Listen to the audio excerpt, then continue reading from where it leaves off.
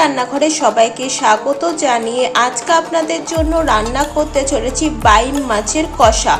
উপকরণে কি কি লাগছে একবার আপনারা দেখে নিন। এখানে আমরা 6 পিস মাছ নিয়েছি, একটা মাথা নিয়েছি। মাছটা যে যার পরিমাণ মতো নিয়ে নেবেন। এখানে নিয়েছি ডুমো ডুমো করে কেটে রাখা আলু, পেঁয়াজ, টমেটো, পেঁয়াজ বাটা, আদা বাটা, রসুন বাটা, চেরা কাঁচা লঙ্কা। গুঁড়ো মশলার মধ্যে নিয়েছি হলুদ গুঁড়ো, জিরে গুঁড়ো, ধনে গুঁড়ো, কাশ্মীরি লঙ্কার গুঁড়ো, নুন, চিনি, গরম মশলার গুঁড়ো। কড়াইতে দিয়ে দিচ্ছি সর্ষের তেল। তেলটা গরম করতে বসিয়ে দিলাম।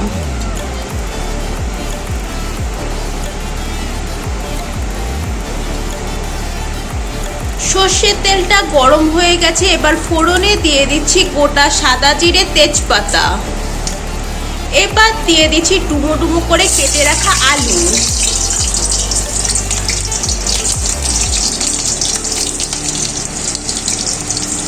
এবার আলুগুলোকে হালকা ভেজে নেব।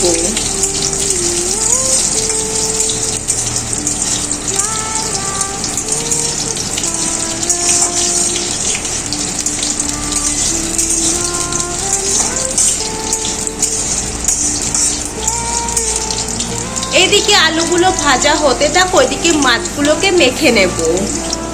মাছের মধ্যে প্রথমে দিয়ে দিচ্ছি নুন, পেঁয়াজ বাটা, রসুন বাটা, আদা বাটা। এবার গুঁড়ো মশলাগুলো দিয়ে দিচ্ছি হলুদ গুঁড়ো, জিরে গুঁড়ো, ধনে গুঁড়ো, শুকনো লঙ্কার গুঁড়ো, চিনি।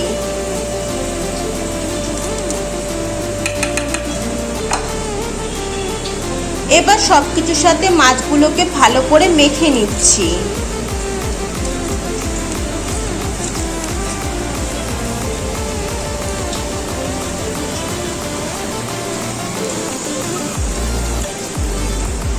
মাখা মাছের মধ্যে দিয়ে দিচ্ছি সর্ষের তেল। তারপর আবারও মেখে নিচ্ছি।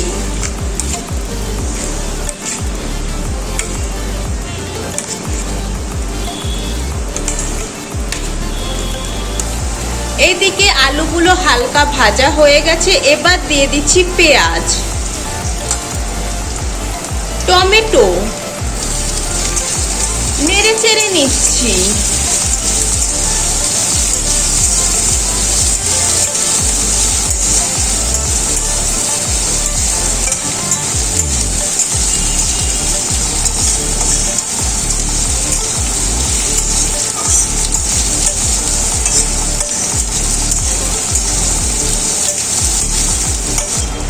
সবগুলো হালকা ভেজে নিলাম। এবার দিয়ে দিচ্ছি মেখে রাখা মাছগুলো।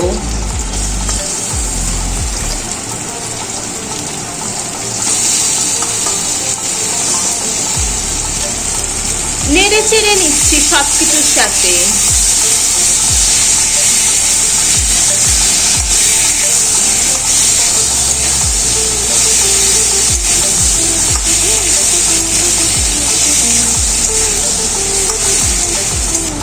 কষানোর জন্য দিয়ে দিচ্ছি একটু জল।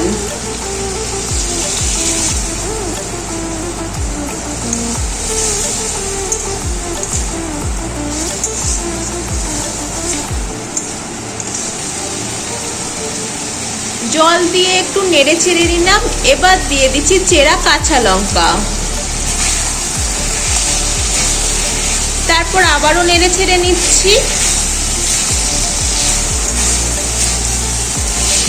ভালো করে যাতে কষে আসে, সেদ্ধ হয়ে যায় মাছ আর আলু, তার জন্য কিছুক্ষণের জন্য ঢেকে দেব। ঢেকে দিচ্ছি। প্রায় 10 মিনিট পর ঢাকনাটাকে তুলে নিচ্ছি।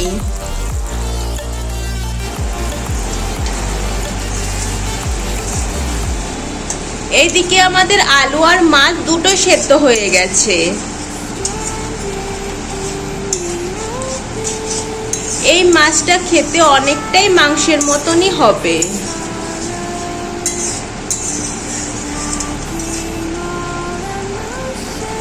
তরকারির জন্য পরিমাণ মতন জল দিয়ে দিচ্ছি, নেড়ে চেড়ে নিচ্ছি।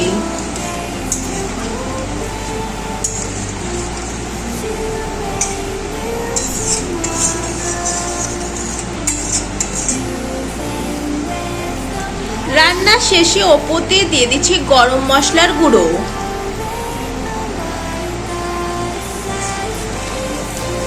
নেড়ে ছেড়ে নিলাম।